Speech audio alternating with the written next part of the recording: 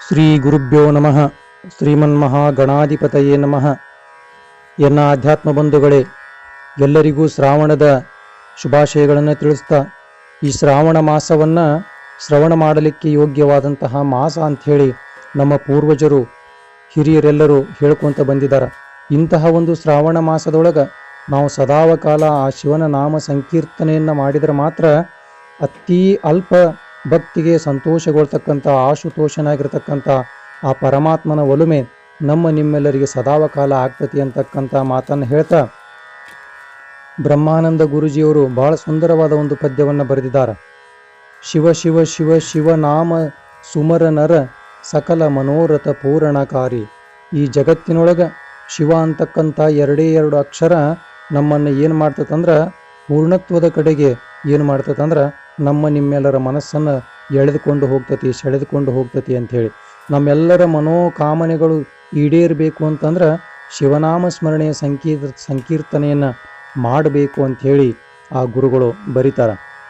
ರಾವಣ ನಾಮ ಲಿಯೋ ದೃಢ ಮನಸ್ಸೆ ಸಕಲ ದೇವ ಆಜ್ಞಾ ಶಿರಿಧಾರಿ. ಲಂಕಾಪತಿಯಾಗಿರ್ತಕ್ಕಂಥ ರಾವಣ ಶಿವನ ಪರಮ ಭಕ್ತ, ಅಷ್ಟೇ ಅಲ್ಲ ಪ್ರಚಂಡ ಭಕ್ತ. ಆದ್ದರಿಂದ ರಾವಣ ಏನು ಮಾಡಕತ್ತಿದ್ದ ಅಂದ್ರೆ ಆ ಒಂದು ಶಿವನ ಒಂದು ತಪಸ್ಸನ್ನು ಮಾಡುವಂತಹ ಸಂದರ್ಭದೊಳಗೆ ಪರಮಾತ್ಮ ಭಾಳ ದಿವಸ ತಪಸ್ಸು ಮಾಡಿದರೂ ಸಹಿತ ಒಲಿಲೇ ಇಲ್ಲ.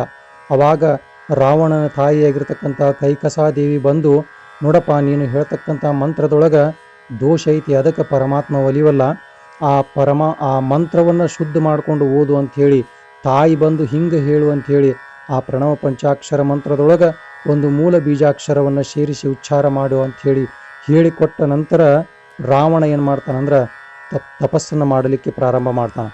ರಾವಣನ ತಪಸ್ಸಿನ ಒಂದು ಜಳಕ್ಕೆ ಆ 14 ಲೋಕಗಳು ಸಹಿತ ಕುದೀಲಿಕ್ಕೆ ಪ್ರಾರಂಭ ಮಾಡ್ತಾವೆ. ಅವಾಗ ಪಾರ್ವತಿ ಅಂತಾಳೆ, ಯಾರು ಇವ ನಿನ್ನ ನಾಮಸ್ಮರಣೆಯನ್ನು ಮಾಡ್ಕೊಂತ ಇಡೀ 14 ಲೋಕಗಳೊಳಗೆ ಅಲ್ಲೋಲ ಕಲ್ಲೋಲವನ್ನು ಉಂಟು ಮಾಡಕತ್ತಲ್ಲ, ಹೋಗಿ ಅವನಿಗೆ ವರ ಕೊಟ್ಟು ಬಾ ಅಂತ ಹೇಳಿಂದ ಜಗದೊಡೆಯನಾಗಿರ್ತಕ್ಕಂಥ ಪರಮಾತ್ಮ ರಾವಣನ ಎದುರಿಗೆ ಪ್ರತ್ಯಕ್ಷನಾಗಿ ಅವನ ಇಷ್ಟಾರ್ಥಗಳನ್ನು ಏನು ಮಾಡಿದ ಅಂದ್ರೆ ಈಡೇರಿಸಿದ ಅಂತ. ಆದ್ದರಿಂದ ಆ ರಾವಣ ಏನು ಕೇಳಿದ ಅಂದ್ರೆ ಸಕಲ 14 ಲೋಕಗಳ ಒಡೆಯ ಆಗ್ತಕ್ಕಂಥ ಒಂದು ಶಕ್ತಿಯನ್ನು ಪಡ್ಕೊಂಡಿರ್ತಕ್ಕಂಥ ಆ ರಾವಣ ಅತ್ಯಂತ ದೃಢ ಮನಸ್ಸಿನಿಂದ ಶಿವನಾಮ ಸ್ಮರಣೆಯನ್ನು ಮಾಡಿದ್ದರಿಂದ ಅವನಿಗೇನಪ್ಪ ಅಂದ್ರೆ ಅವನ ಕೈಯೊಳಗೆ ನವಗ್ರಹಗಳೆಲ್ಲ ಕೆಲಸದ ಆಳಾಗಿ ಸೇವೆಯನ್ನು ಮಾಡಲಿಕ್ಕೆ ಪ್ರಾರಂಭ ಮಾಡಿದ್ರು ಅಂತಕ್ಕಂಥದ್ದು ನಮ್ಮ ನಿಮ್ಮೆಲ್ಲರಿಗೂ ಸಹಿತ ಗೊತ್ತಿದ್ದಂಥ ವಿಷಯ ಐತಿ. ಇನ್ನು ನಂದಿಗಣ ಜಬ್ ಸುಮರ್ನ ಕೀನೋ ಕಾಲಪಾಶ ತತ್ಕಾಲ ನಿವಾರಿ. ಆ ಪರಮಾತ್ಮನ ಹತ್ತಿರ ಇರ್ತಕ್ಕಂಥ ಭೂತಗಣ, ಪ್ರೇತಗಣ, ಪಿಶಾಚಗಣ, ಆಮೇಲೆ ನಂದಿ, ಭೃಂಗಿ ಇವರೆಲ್ಲರೂ ಸಹಿತ ಸಪ್ತ ಋಷಿಗಳು, ಈ ಎಲ್ಲ ಅಮರ ಗಣಗಳು ಸಹಿತ ಆ ಕೈಲಾಸದೊಳಗೆ ವಾಸ ಮಾಡ್ತಕ್ಕಂಥ ಸಂದರ್ಭದೊಳಗೆ ಅವರು ಸದಾವಕಾಲ ಏನು ಮಾಡ್ತಾರೆ ಅಂದ್ರೆ ಶಿವನಾಮ ಸ್ಮರಣೆಯನ್ನು ಮಾಡ್ತಾರೆ. ಶಿವನಾಮ ಸ್ಮರಣೆಯನ್ನು ಮಾಡುವುದರಿಂದ ಏನಕ್ಕಂದ್ರೆ ಅವರಿಗೆ ಬಂದಂತಹ ಕಾಲಪಾಶ ಅಂದ್ರೆ ಆ ಯಮನ ಒಂದು ಅವರ ಜೀವಿತ ಅವಧಿ ಮುಗಿದತಂತಂದ್ರೂ ಸಹಿತ ಯಮ ಅವರ ಸಮೀಪ ಬರುವಲ್ಲ. ಯಾಕೆ ಬರುವಲ್ಲ ಅಂದ್ರೆ ಅವರು ಶಿವನ ಸಾನ್ನಿಧ್ಯದೊಳಗೆ ಇದ್ದಿದ್ದರಿಂದ ಅವರ ಆಯುಷ್ಯ ತೀರಿದರೂ ಸಹಿತ ಪರಮಾತ್ಮ ಅವ್ರನ್ನ ಬಂದು ಕರ್ಕೊಂಡು ಹೋಗುವಲ್ಲ.